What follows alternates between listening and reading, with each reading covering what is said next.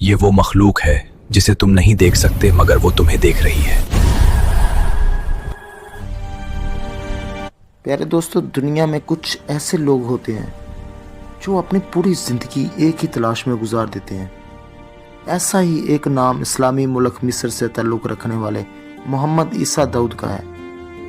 یہ مصری صحافی اور محقق اپنی زندگی پر ایک ہی سوال کا جواب تلاش کرتے رہے: کیا واقعی جنات اور جادو کی دنیا حقیقت رکھتی ہے؟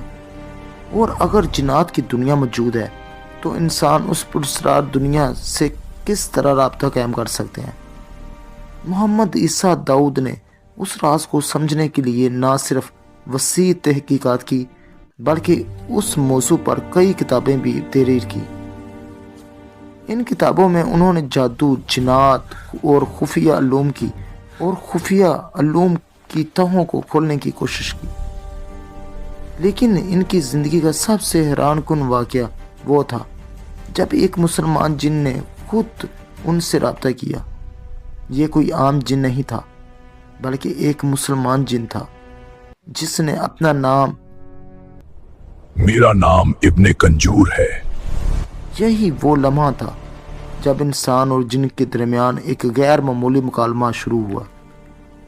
یہ مکالمہ بعد میں ایک مکمل کتاب کی صورت میں دنیا کے سامنے آیا۔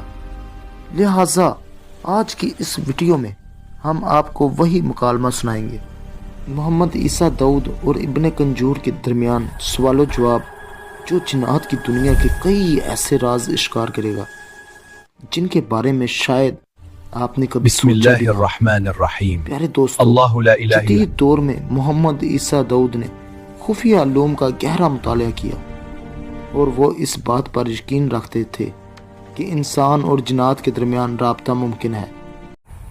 انہوں نے صرف نظریہ پیش نہیں کیا بلکہ خود اس کا عملی تجربہ بھی کیا۔ ان کی مشہور کتاب حوار المعالج جن المسلم یعنی مسلمان جن سے گفتگو اسی تجربے پر مبنی ہے۔ اس کتاب میں محمد عیسیٰ داؤد نے اپنے روحانی تجربات قلم بند کیے اور بتایا کہ مختلف وظائف اور دعاؤں کے ذریعے انہوں نے جنات تک رسائی حاصل کی۔ ان کا دعویٰ تھا کہ اس عمل میں کسی بھی قسم کا جادو، تویز یا شیطانی عمل شامل نہیں تھا، بلکہ یہ رابطہ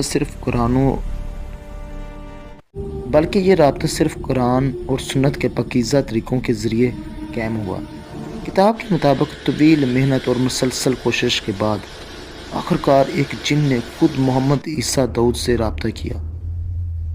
داؤد کی شدید خواہش تھی کہ وہ اس جن کے ساتھ بیٹھ کر گفتگو کرے تاکہ جنات کے بارے میں انسانوں میں پھیلی ہوئی بہت سی غلط فہمیاں دور کی جا سکے۔ وہ جن خود داؤد کے سامنے ظاہر ہوا اور کہا: میرا نام ابن کنجور ہے۔ اس نے بتایا کہ اس کا تعلق ہندوستان میں رہنے والے جنات سے ہے۔ اس نے یہ بھی کہا کہ اس کا دادا بھی جنات میں سے تھا اور نبی اکرم صلی اللہ علیہ وآلہ وسلم کے زمانے میں جنات پر گرنے والے شہاب ثاقب کو اس نے اپنی آنکھوں سے دیکھا تھا۔ ابن کنجور نے بتایا کہ وہ خود بھی آسمانوں پر جا کر فرشتوں کی باتیں سننے کی کوشش کیا کرتا تھا۔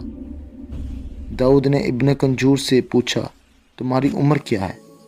ابن کنجور نے جواب دینے سے پہلے کہا: قسم اٹھاؤ کہ تم مجھے نقصان نہیں پہنچاؤ گے۔ داؤد نے قسم کھائی کہ وہ اسے کوئی نقصان نہیں پہنچائے گا۔ تب ابن کنجور نے بتایا کہ اس کی عمر 180 سال ہے۔ جب داؤد نے پوچھا کہ جنات کی عمومی عمر کتنی ہوتی ہے تو ابن کنجور نے بتایا کہ جنات ہزاروں سال تک زندہ رہ سکتے ہیں۔ بعض جن 4000 سال، 5000 سال اور بعض کی عمر 7000 سال تک بھی ہو سکتی ہے۔ محمد عیسیٰ داؤد نے ابن کنجور سے ایک اور سوال کیا: جنات میں سب سے زیادہ عمر کس کی ہوتی ہے؟ ابن کنجور نے جواب دیا: وہ ابلیس ہے، جو سب سے قدیم بھی ہے اور سب سے زیادہ عمر والا بھی ہے۔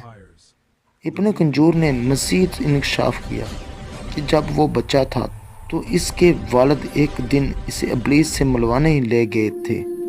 وہ لمحہ اس کے لیے ناقابل فراموش تھا، کیونکہ جیسے ہی اس نے ابلیس کو دیکھا اس کی دل میں خوف کی ایک عجیب لہر دوڑ گئی۔ اس نے بتایا کہ ابلیس نہایت ہی بدصورت تھا، لیکن اس کے پاس اپنی شکل بدلنے کی صلاحیت موجود ہے۔ اس کی ایک لمبی دم تھی اور قد میں وہ بے حد بلند دکھائی دیتا تھا۔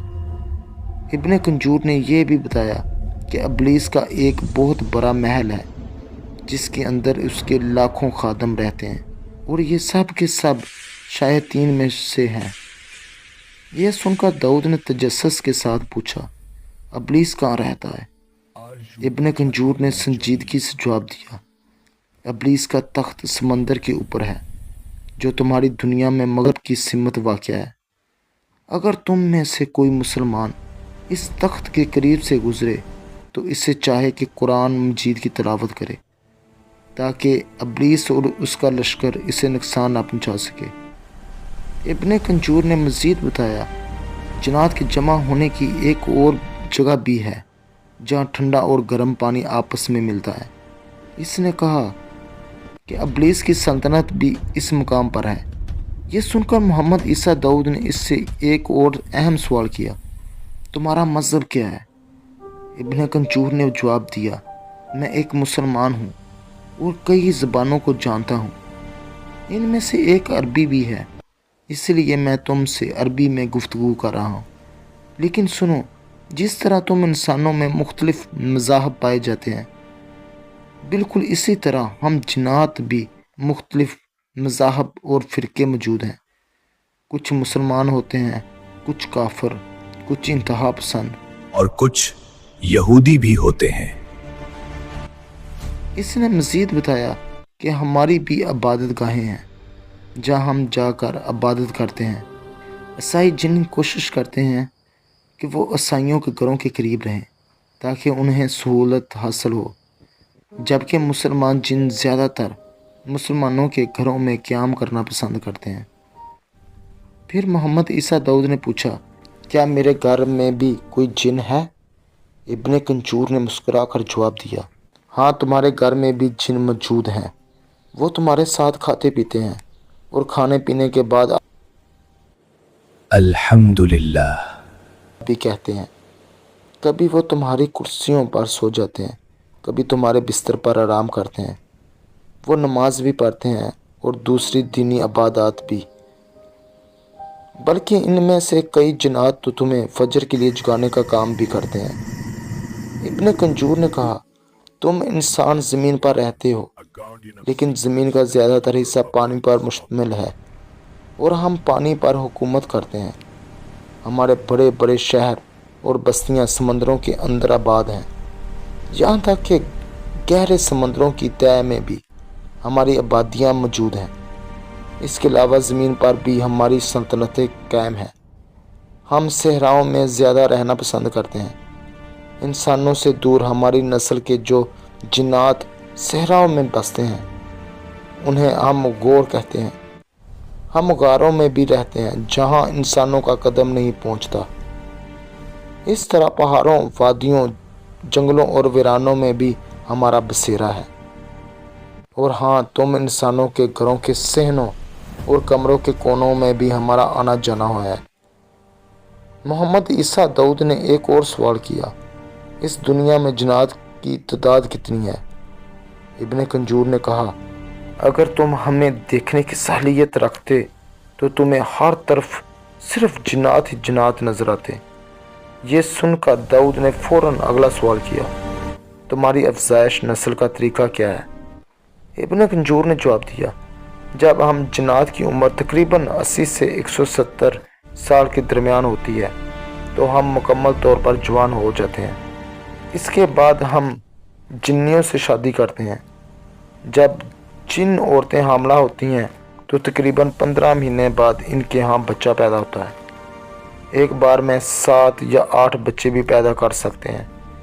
یہ بچے قد میں بہت لمبے ہوتے ہیں